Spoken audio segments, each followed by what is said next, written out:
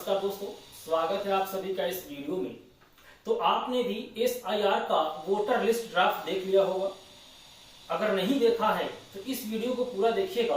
आपको step by step बता देते हैं कि SIR की ड्राफ्ट वोटर लिस्ट में अपना नाम, अपने परिजनों का नाम, परिवारजनों का नाम कैसे देखना है।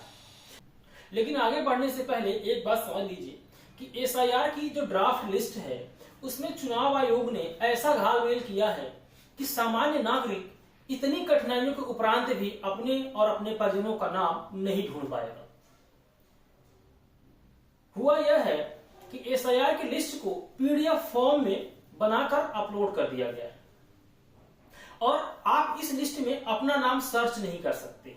यह लिस्ट सर्चेबल नहीं है। इस लिस्ट में Ctrl F करके अगर आप नाम टाइप करेंगे तो नाम कैच नहीं करेगा और यही सबसे बड़ा छल है युवाओं के साथ इस देश के मतदाताओं। तो चलिए पहले वोटर लिस्ट को डाउनलोड करिए। वोटर ECI की वेबसाइट पर जाना है।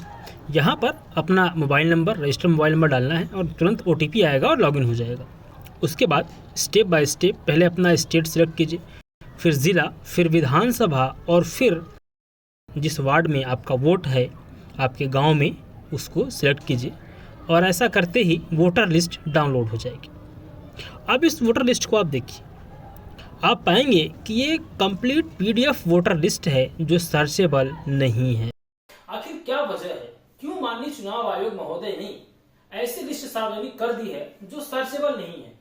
अब मान लो किसी गांव में 2000, 3000 या फिर 1000 वोटर हैं, तो आपको अपना नाम सर्च करना है तो सभी 1000 लिस्ट आपको देखनी पड़ेगी। स्टेप बाय स्टेप एक एक चीज देखनी पड़ेगी। क्या ये आज के दौर में, इस टेक्नोलॉजी के जमाने में ये फिजिबल है? क्या ये एक्सेप्टेबल है, स्वीकार्य है?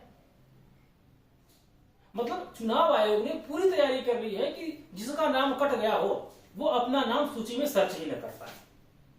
कम से कम मैं इस लिस्ट को डाउनलोड करने के उपरांत जो कठिनाइयां देख पाया हूं, उसके बाद ये कह सकता हूं कि उत्तर प्रदेश में करोड़ों ऐसे लोग हैं जो अपना नाम सर्च ही नहीं कर सकते हैं, बिल्कुल सर्च नहीं कर पाएंगे। और ये सबके बूते की बात नहीं है कि पूरी PDF लिस्ट डाउनलोड करें और फिर एक एक करके स्क्रॉल डाउन स्क्रॉल अप करके देखते फिरें।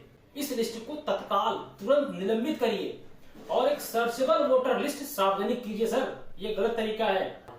प्रतिपक्ष के लोग तो प्रश्न उठा ही रहे थे और इसीलिए उठा रहे थे क्योंकि आपने जो सूची जारी की है उसमें आदमी अपना नाम सर्च ही नहीं कर सकता, खोज ही नहीं सकता है।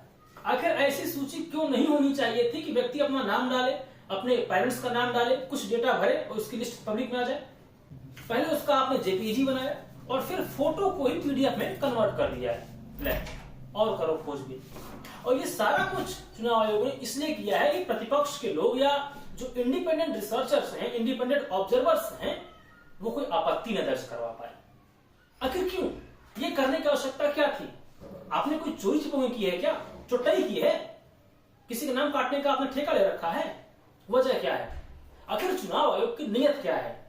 जब बिहार की लिस्ट आपने जारी की थी तब वो सर्चेबल थी, लेकिन बाद में जब लोगों ने उसमें ऑब्जेक्शन किया, आपत्ति लगाना शुरू किया, तो आपने उसको ऐसे कर दिया कि नाम ही सर्च न कर पाए और फिर वही ट्रेंड अब पूरे देश में लागू कर दिया आपने। चुनाव आयोग की नीयत पर सवाल है, चुनाव आयोग की मंशा पर सवाल है। आखिर क्यों चुनाव आयोग ऐसी वोटर लिस्ट जारी कर रहा है कि सामान्य व्यक्ति उसको सर्च ही न कर पाए, अपना नाम खोज ही न पाए। इस वीडियो में फिलहाल इतना ही, लेकिन अगर इस वीडियो को देखने के उपरांत भी आप नहीं जागे तो मान के चलिए कि आपका नाम वोटर लिस्ट से एक न एक दिन कटना तय है।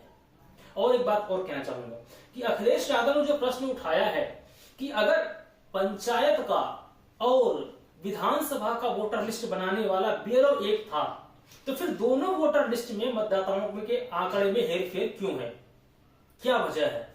विधानसभा में 12 करोड़ 56 लाख मतदाता हैं और पंचायत चुनाव में 12 करोड़ 70 लाख मतदाता हैं। जब BLO एक था महाराज, तो फिर ये पंचायत में वोटर बढ़े कैसे और विधानसभा में वोटर घटे कैसे? मतलब पंचायत का मतदाता बढ़ गया, विधानसभा का वोटर आपने काट दिया और काट के लिस्ट ऐसी पब्लिक डोमेन में डाली कि लोग उसमें सर्च ही न कर पाए किसका नाम कटा। मुझे लगता है मैंने अपनी बात कह दी है। फिलहाल इस वीडियो में इतना ही। नमस्कार।